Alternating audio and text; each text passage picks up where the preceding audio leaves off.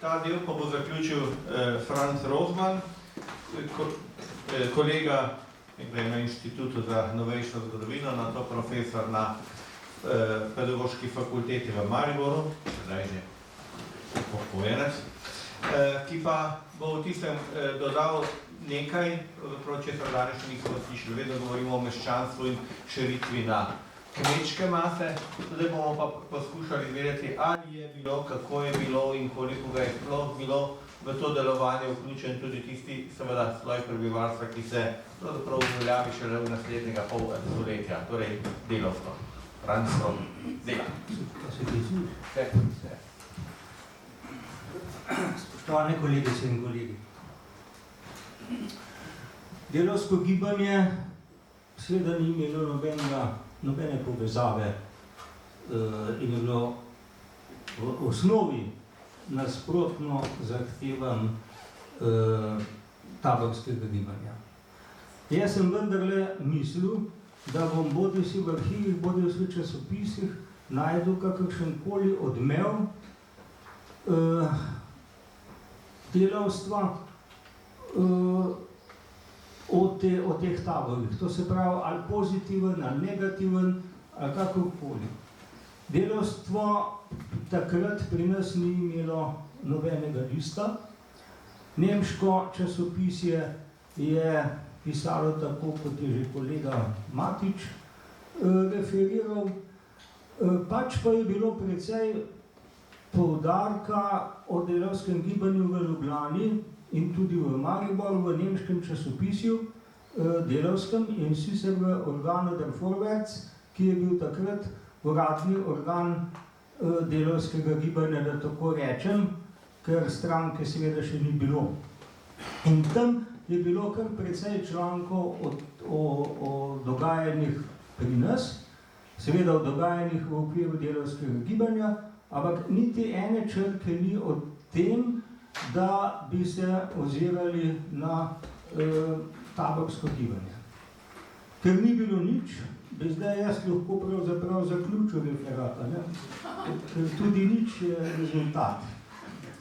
Ampak naj povem nekaj o delavskem gibanju zaradi tega, ker ravno v teh časih, torej v času taborskega gibanja, se je delavsko gibanje razdelilo na dva dela, torej na dvoje društvenih dogajanj. Eno, in to se je zgodilo na obeh vodilnih delavskih društvih, tako v Ljubljani kot v Mariboru. Maribor je pri tem prednjačil, v Ljubljani so se pa delili šele potem, ko taborskega gibanja ni bilo več. Torej, seveda o tem ne bom govoril. To se pravi, 1867, če vzamemo samo taborsko dobo, so in pa do 73. leta so obstajala samo delavska izobraževalna društva v Mariboru, v Ljubljani, v Slovenski Bistrici, Ptuju in nazadnje v Celju. Poleg tega je bilo še tiskarsko društvo v Ljubljani, ki je bilo zelo aktivno, kajti tiskarji so bili za tiste čase zelo intelektualno usposobljeni in so posegali tudi na politično področje. To politično, nobeno od teh društev po društvenem zakonu ni smelo prirejati zborovanj in delovati kakorkoli politično, zato so bila nazadnje vsa prepovedana. Vendar je država tolerirala, to se pravi oblast, tolerirala ta društva vse do leta, nekatera so že prej sama razpadla, ampak sicer pa do 1874. leta. Jaz bi se tukaj predvsem osredotočil na dva človeka, ki sta bila duše tega društvenega gibanja, eden v Ljubljani, eden v Mariboru. Zdaj, ko smo že v Ljubljani, bom začel z Ljubljano. V Ljubljani je bil vodja, tisti, ki je pripeljal, ki je kako ne rečem, delavskemu društvu dal poseben poudarek, s tem, da je bilo to društvo tudi širše pomembno in se je povezalo skupaj z mariborskim in obe dve društvi z Grazom, z graškim društvom, ki je bilo najbolj radikalno v vsej monarhiji. No, ta človek je bil Matija Kunc, krojač po poklicu, ki je že po tistem, ko delavskega, oziroma ne, po taborskega gibanja ni bilo več, je prišel v vodstvo Ljubljanskega delavsko-izobraževalnega društva in ga iz nekdanje, oziroma dotedanjega zmernega gibanja preusmeril v radikalno in to vodil potem do 1874, ko je postal državi nevaren in so ga niso sicer zaprli, ampak morali iti v vojsko in s tem je bilo društvene dejavnosti konec. Sicer je bil, potem ko se je vrnil, je prenehal sodelovati v delavskem gibanju, postal je, lahko bi rekli, krščanski socialec, ker je že prej, torej takoj je začel uveljavljati tiste ideje, ki so potem našle svoj odmev v krščansko-socialnem gibanju. Kot krojač je bil zelo sposoben in je vodil društvo krojačev in sploh krojačev v Ljubljani. Napisal, potem je bil na obrtni šoli vodja tega krojaškega oddelka, napisal več knjig o modi v različnih oblikah krojaškega delovanja in to nadaljeval pravzaprav do svoje smrti 1922. leta. Drug možakar je bolj interesanten. To je bil Franc Vistaler, Mariborčan.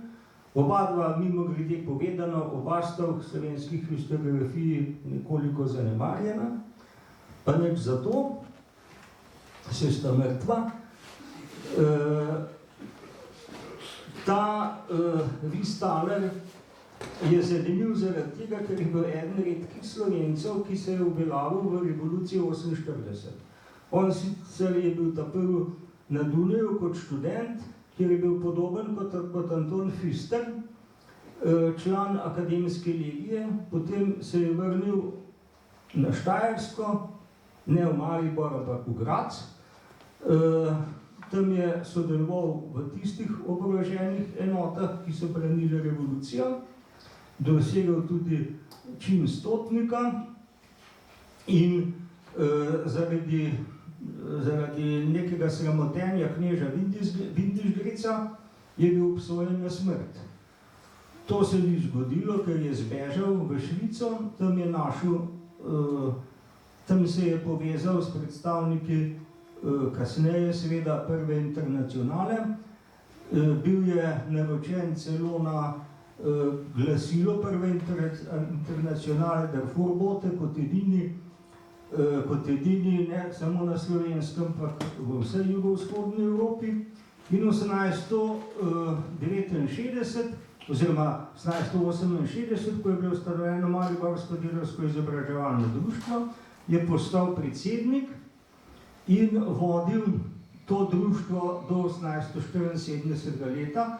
In zanimivo, potem je prišel pa takoj za urednika mariborskega dnevnika Marburger Zeitung, ki je postajal vedno bolj nemško-nacionalen in tudi on je postajal vedno bolj nemško-nacionalen in to je ostal do svoje smrti 1890 in do takrat je bil tudi urednik v torej Marburger Zeitunga. Tisto, kar je zanimivo, je pa to, da je zdaj za današnji dan, da je od vsega začetka 1869 v Mariborskem delavskem izobraževalnem društvu ni bilo nikakršnih nacionalnih napetosti, kot je bil to primer pri ljubljanskem društvu. Predavanja so bila večinoma dvojezična,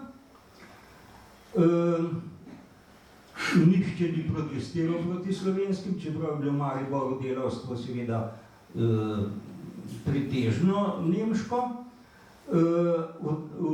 V društvu je visela tudi slovenska zastava in tisto, kar se meni zdi zlasti pomembno, je pa to, da je bilo, vsaj ohranjenih je nekaj predavanj, kjer so govorili o sodelovanju med Slovenci in Nemci in da ne sme priti do nacionalnih razhajanj.